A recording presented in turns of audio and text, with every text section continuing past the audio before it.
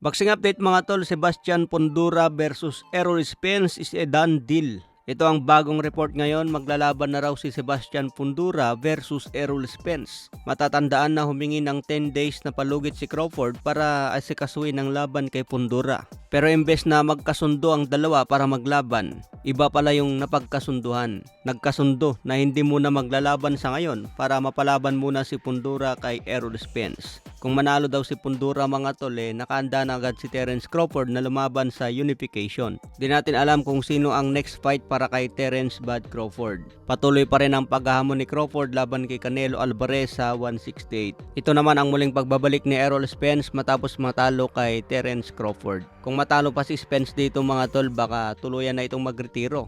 Ngunit kung manalo naman si Spence, hindi natin alam kung papalag si Spence kay Terence Crawford sa unification. Sa ibang banda naman, Canelo Alvarez and Naoya Inoue are likely to meet in person this weekend in Tokyo. A-attend daw si Canelo sa Japan, sasamahan niya si Eddie Reynoso. Dahil may bata si Eddie Reynoso na lalaban sa undercard ni Takuma Inoue sa Japan. So dahil lalaban sa undercard itong bata ni Eddie Reynoso, ito na rin ang pagkakataon ni Canelo Alvarez na pumunta ng Japan at manood ng laban. Main event naman ang laban ni Takuma Inoue sa Japan.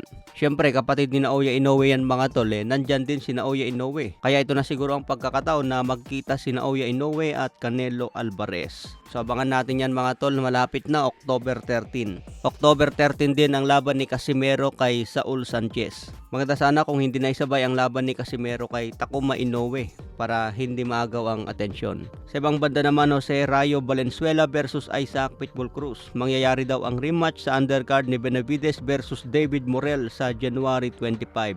Hindi pa sigurado yung petsa mga tol, pwede raw ito mangyari sa January or February. So maganda ito para makabawi na si Isaac Pitbull Cruz. Matatandaan natalo si Pitbull Cruz kay Rayo Valenzuela kaya magkakaroon pa ng rematch. Bumanat naman si Shakur Stevenson mga tol. Sa kakaiwas daw ni Pitbull Cruz kay Shakur Stevenson, natalo lang siya kay Rayo Valenzuela. Samantala nagpakita na ngayon ng public workout si Dimitri Bivol versus Artur Beterbiev.